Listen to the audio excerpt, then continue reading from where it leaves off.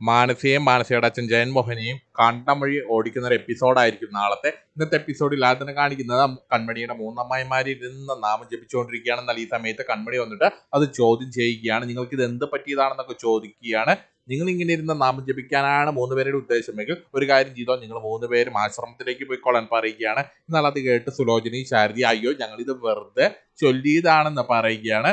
തുടർന്ന് കൺമണി പിന്നെ അമ്മായിമാരോട് ദേഷ്യപ്പെടുകയാണ്. എന്തിനാണ് ഇത് വെറുതെ ചൊല്ലുന്നതെന്ന് ചോദിക്കുകയാണ്. തുടർന്ന് രണ്ട് അമ്മായിമാരും പിന്നെ കൺമണിയോട് പറയുന്നത് ധനലക്ഷ്മി ഞങ്ങൾ ശപിച്ചിട്ടാണ് പോയിരിക്കുന്നത്.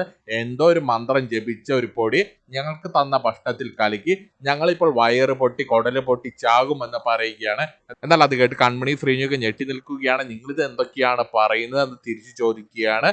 ധനലക്ഷ്മി നിങ്ങളെ പറ്റിച്ചതാണെന്ന് പറയുകയാണ്. എന്നാൽ അത് കേട്ട അമ്മായിമാരുണ്ടായ കാര്യങ്ങളെല്ലാം കൺമണിയോട് പറയുകയാണ്. ആ സ്വർണം മോഷ്ടിച്ച കാര്യമല്ല, ധനലക്ഷ്മി പറഞ്ഞ കാര്യമാണ് കൺമണിയോട് പറയുന്നത്. എന്നാൽ ഇതെല്ലാം കേട്ട് കൺമണി പിന്നെ അമ്മായിമാരെ ആശ്വസിപ്പിക്കുകയാണ്. ഇതൊക്കെ വെറുതെയാണ്, ഇതൊക്കെ നിങ്ങൾ എന്തിനാണ് വിശ്വസിക്കുന്നതെന്ന് ചോദിക്കുകയാണ്. എന്നാൽ ഈ സമയത്ത് അങ്ങോട്ടേക്ക് ധനലക്ഷ്മി വരികയാണ്. തുടർന്ന് ധനലക്ഷ്മി പിന്നെ കൺമണിയോടോ അമ്മായിമാരോടോ ഞാൻ പറഞ്ഞത് നുണയല്ല സത്യമാണ്, അത് വിശ്വസിച്ചേ പറ്റൂ എന്ന് പറയുകയാണ്. എന്റെ സ്വർണ്ണാഭരണം ആരാണോ മോഷ്ടിച്ചത് അവരിന്ന് വയറ് പൊട്ടി കൊടല് പൊട്ടി ചാകുമെന്ന് പറയുകയാണ്. എന്നാൽ അത് കേട്ട് സുലോചനയും ശാരദി ഒന്ന് ഞെട്ടി എക്കിള് വരികയാണ് രണ്ടുപേർക്കും. ഇത് കണ്ട് ധനലക്ഷ്മി പിന്നെ അമ്മായിമാരോട് നിങ്ങൾ എന്റെ സ്വർണം മോഷ്ടിച്ചില്ലെങ്കിൽ നിങ്ങൾ രണ്ടുപേരും എന്തിനാണ് പേടിക്കുന്നത്? നിങ്ങൾ രണ്ടുപേർക്കും എന്തുകൊണ്ടാണ് ഞാനത് പറഞ്ഞ സമയത്ത് തന്നെ എക്കിള് വന്നത്?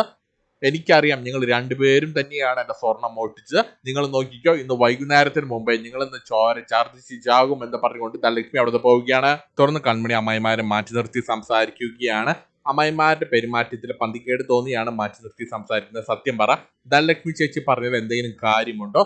നിങ്ങൾ എന്തിനാണ് അനാവശ്യമായിട്ട് പേടിക്കുന്നത്? എന്തിനാണ് ഞെട്ടിയതെന്ന് ചോദിക്കുകയാണ്. എന്നാൽ അത് കേട്ട് അമ്മായിമാർ രണ്ടുപേരും കിടന്നുരുളുകയാണ്. തുറന്നു കാണിക്കുന്ന സാഗറാണ്. സാഗർ അലിഗയുടെ ഓഫീസിൽ ജനറൽ ബോഡി മീറ്റിംഗിന് പോകുന്നതിന് വേണ്ടി ഒരുങ്ങി നിൽക്കുകയാണ്. തുറന്ന് സുജാത വന്നിട്ട് ഞാൻ ഇന്ന് എടുക്കാൻ പോകുന്ന തീരുമാനത്തിൽ എന്തെങ്കിലും തെറ്റുണ്ടോ എന്നൊക്കെ ചോദിക്കുകയാണ്. എന്നാൽ ഈ സമയത്ത് അങ്ങോട്ടേക്ക് കൃപ വരികയാണ്. കൃപ സാഗറിന് ഒരു ആശംസ പറയുകയാണ്.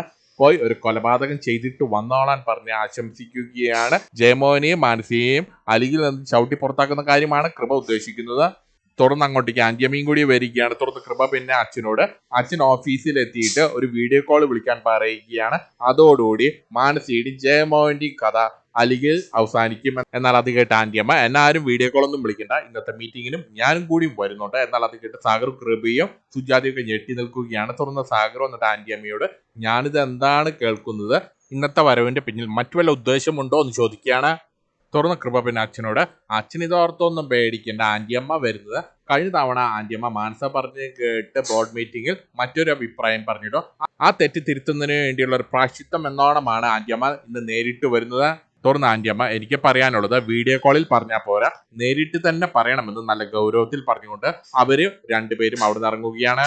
തുറന്ന കൃപ പിന്നെ അമ്മയ്ക്ക് ഒരു ധൈര്യം കൊടുക്കുകയാണ്. അമ്മ ധൈര്യമായിട്ട് ഇരിക്കെ അവര് പോയി യുദ്ധം ജയിച്ചു വരട്ടെ എന്ന് പറഞ്ഞുകൊണ്ട് ധൈര്യം കൊടുക്കുകയാണ്. തുറന്ന് കാണിക്കുന്ന മാനസയുടെ വീടാണ്. മാനസയുടെ വീട്ടിലേക്ക് വരുൺ വരികയാണ്. തുറന്ന് ഞാൻ ഇന്ന് അരികിലേക്ക് വരുന്നില്ല, ഞാൻ ഇന്ന് വന്നാൽ ശരിയാകില്ല, പക്ഷെ നിങ്ങൾ അതോർത്ത് പേടിക്കണ്ട, എന്തെങ്കിലും പ്രശ്നമുണ്ടെങ്കിൽ നിങ്ങൾ എന്നോട് പറഞ്ഞാൽ മതി, ഞാൻ വേണമെങ്കിൽ നിങ്ങൾക്ക് ധൈര്യത്തിന് എന്റെ ഗുണ്ടകളെ നിങ്ങൾക്കൊപ്പം പറഞ്ഞു വിടാം. എന്നാൽ അത് കേട്ട് മാനസ അതൊന്നും വേണ്ട, അലിഗ നല്ല ലീഗലായി പോകുന്ന ഒരു ഓഫീസാണ്, ഗുണ്ടകളെ ഒന്നും കയറി ചെല്ലാൻ പറ്റില്ല എന്ന് പറയുകയാണ്. എന്നാൽ ഈ സമയത്ത് അങ്ങോട്ടേക്ക് ജയമോഹനും വരികയാണ്. തുറന്ന് വരുൺ ജയമോഹനോട് ഒരു ഓൾ ദ ബെസ്റ്റ് എല്ലാം പറയുകയാണ്. ഇന്ന് ഞാൻ നിങ്ങൾക്കൊപ്പം വരുന്നില്ല, പക്ഷെ നിങ്ങൾ ധൈര്യമായിരിക്കും, ഞാൻ നിങ്ങൾക്കൊപ്പം തന്നെയുണ്ട്.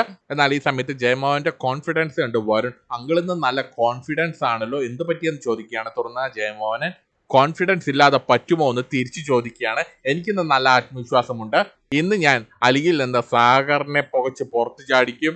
എന്നാൽ അതെല്ലാം കേട്ട് വരുണ് സന്തോഷമാവുകയാണ്. തുറന്നു കാണിക്കുന്നത് ദേവ്ജിയുടെ വീടാണ്. കൃഷും കൺമണിയും ദേവ്ജി ഭക്ഷണം കഴിക്കാൻ ഇരിക്കുകയാണ്, ബ്രേക്ക്ഫാസ്റ്റ് കഴിക്കാൻ ഇരിക്കുകയാണ്. എന്നാൽ ഈ സമയത്ത് കൃഷ വിഷാദഭാവത്തിലാണ് ഇരിക്കുന്നത്. തുറന്ന് കൃഷ പിന്നെ കൺമണിയോട് ദേവ്ജിയോട് ഇന്ന് ഓഫീസിൽ എന്ത് വേണമെങ്കിലും സംഭവിക്കുമെന്ന് പറയുകയാണ്. ജയമോഹനും മാനസിയും എന്ത് നാറിയ കളി വേണമെങ്കിലും കളിക്കാം, അതുകൊണ്ട് നമ്മളൊരു മുൻകരുതൽ എടുക്കണം. എന്നാൽ അത് കേട്ട് ദേവ്ജി എങ്കിൽ പിന്നെ നമുക്കൊരു കാര്യം ചെയ്യാം, നമുക്ക് പോലീസിനെ വിളിച്ചറിയിക്കാം, പോലീസിനെ വരുത്താം. തുറന്ന് കൃഷി വീണ്ടും അവരോട് എൻ്റെ അച്ഛൻ്റെ കൂടെ നിങ്ങൾ എപ്പോഴും ഉണ്ടായിരിക്കണം എന്ന് പറയുകയാണ്. എന്നാൽ അത് കേട്ട് ദേവ്ജി എങ്കിൽ പിന്നെ നീ ഒരു കാര്യം ചെയ്യുക, നീയും കൂടി ഓഫീസിലേക്ക് വന്നോളാൻ പറയുകയാണ്. എന്നിട്ട് നിന്റെ അച്ഛൻ്റെ സെക്യൂരിറ്റി നീ തന്നെ നോക്കിക്കോളാൻ പറയുകയാണ്.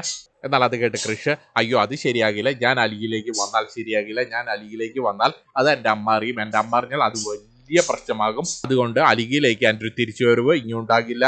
തുറന്നു കാണിക്കുന്ന സാഗർ ആന്റിയമ്മയും കൂടി അലിഗയുടെ ഓഫീസിലേക്ക് എത്തുകയാണ്. എന്നാൽ ഈ സമയത്ത് പുറത്തേക്ക് ദേവ്ജിയും മഹിയും കൂടി ഇറങ്ങി വരികയാണ്. ആന്റിയമ്മയെ അവിടെ കണ്ട് അവർക്ക് രണ്ടുപേർക്ക് സന്തോഷമാവുകയാണ്. എന്നാൽ ഈ സമയത്ത് അങ്ങോട്ടേക്ക് മീറ്റിംഗിന് പങ്കെടുക്കുന്നതിന് വേണ്ടി ജയമോഹനും മാനസിയും കൂടി വരികയാണ്. അവരെ കാണുമ്പോൾ തന്നെ ആന്റിയമ്മയ്ക്ക് നല്ല ദേഷ്യം വരികയാണ്. തുടർന്ന് ജയമോഹനും മാനസി ഇവരുടെ അടുത്തേക്ക് ചെല്ലുകയാണ്.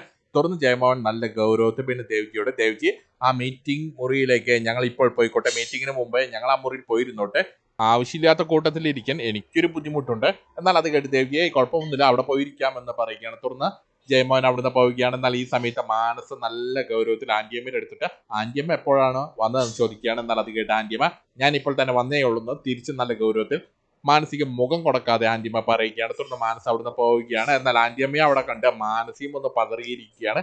തുടർന്ന് അവർ രണ്ടുപേരും പോയ ശേഷം ദേവ്ജി പിന്നെ സാഗറിനോടും ആന്റിയമ്മയോടും അവർ രണ്ടുപേരും രണ്ട് കൽപ്പിച്ചിട്ടുള്ള വരവാണ്, എന്തോ പ്രശ്നമുണ്ടാക്കാനുള്ള വരവാണ്, നമുക്കൊരു കാര്യം ചെയ്യാം, പോലീസിനെ വിളിക്കാമെന്ന് പറയുകയാണ്.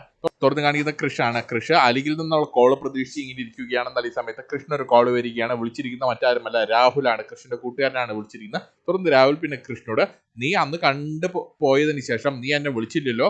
തുറന്ന് കൃഷ് ഞാൻ നിന്നെ വിളിക്കാനിരിക്കുകയായിരുന്നു, എൻ്റെ മനസ്സിൽ 2-3 പ്രോജക്റ്റുകളെല്ലാം ഉണ്ട്, അതൊക്കെ നിന്നോട് വിളിച്ച് പറയണമെന്ന് കരുതിയിരിക്കുകയായിരുന്നു. തുറന്ന് രാഹുൽ ഞാൻ നീയുമായിട്ടൊരു ബിസിനസ് ടൈപ്പാണ് ആഗ്രഹിക്കുന്നത്, ഞാനൊരു 10 ദിവസം ഒഴിവുണ്ടാകില്ല, യൂറോപ്പ് ട്രിപ്പിന് പോവുകയാണ്, അത് കഴിഞ്ഞ് വന്നാൽ നമുക്ക് ഇരിക്കാം എന്ന് പറഞ്ഞുകൊണ്ട് ഫോൺ വെക്കുകയാണ്. ഇതും കാണിച്ചുകൊണ്ടാണ് ഇന്നത്തെ എപ്പിസോഡ് തീരുന്നത്.